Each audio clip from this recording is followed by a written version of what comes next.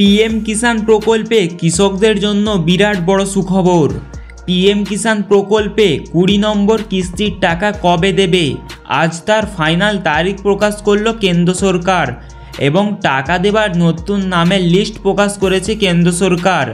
যে সমস্ত কৃষকের নাম এই লিস্টে আছে তারাই একমাত্র পিএম কিষাণ প্রকল্পের 20 নম্বর কিস্তির টাকা পাবে ব্যাংকের অ্যাকাউন্টে। এবার অনেক কৃষকের নাম বাতিল করা হয়েছে এই লিস্ট থেকে। তো কবে থেকে পিএম কিষাণ প্রকল্পের টাকা দেওয়া হবে আপনাদের ব্যাংকের অ্যাকাউন্টে, আপনার নাম লিস্টে আছে কি না তা কিভাবে জানতে পারবেন, আপনারা কবে থেকে টাকা পাবেন আপনাদের ব্যাংকের অ্যাকাউন্টে তা সব কিছু জানতে পারবেন আজকের এই ভিডিওতে।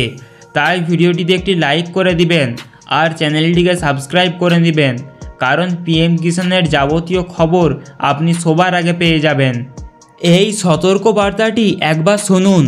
কিছু এমন মারাত্মক ভুল আছে যা করলে পিএম কিষাণের 2000 টাকা পাওয়ার আশায় আপনার ব্যাংক অ্যাকাউন্টটাই খালি হয়ে যেতে পারে।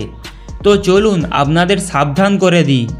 পিএম কিষাণের টাকা দেওয়ার নাম করে একটা নতুন প্রতারণার ফাঁদ পাতা হয়েছে। মনে রাখবেন, পিএম কিষাণের টাকা দেওয়ার জন্য সরকার আপনার কাছ থেকে কোনো ওটিপি, আধার নম্বর বা ব্যাংকের গোপন তথ্য জানতে চাইবে না। যদি এমন কোনো ফোন কল বা মেসেজ আসে জানবেন সেটা প্রতারক, ভুলেও কোনো তথ্য শেয়ার করবেন না। দেখুন এই মুহূর্তের খবরে কি বলছে। কৃষকদের জন্য বড় সুখবর, শীঘ্রই মিলতে চলেছে প্রধানমন্ত্রী কিষাণ সম্মান নিধি যোজনার টাকা। দেশের 9.5 কোটির বেশি কৃষকেরা পেতে চলেছে পিএম কিষাণ যোজনার 20 নম্বর কিস্তির টাকা।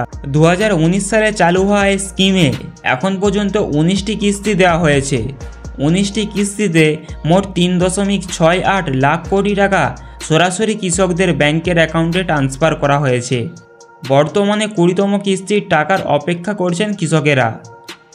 জানা গিয়েছে প্রধানমন্ত্রী নরেন্দ্র মোদী জুলাই মাসের 3য় সপ্তাহে তিনি এই যোজনার 20তম কিস্তির টাকা জারি করতে পারেন। যদিও এই বিষয়ে সরকারের তরফ থেকে কোনো ঘোষণা করা হয়নি। গত বছরের মতো এবারেও এপ্রিল জুলাইয়ের কিস্তি দেওয়াতে কিছুটা দেরি হচ্ছে, তবে জুলাই মাসের 3য় সপ্তাহে এই যোজনার পরবর্তী কিস্তি জারির সম্ভাবনা রয়েছে। পিএম কিষাণ যোজনার 19তম কিস্তি প্রধানমন্ত্রী মোদী বিহারের ভাগলপুর থেকে জারি করেছিলেন। 9.8 কোটিরও বেশি কৃষকের কাছে টাকা পাঠিয়েছিলেন।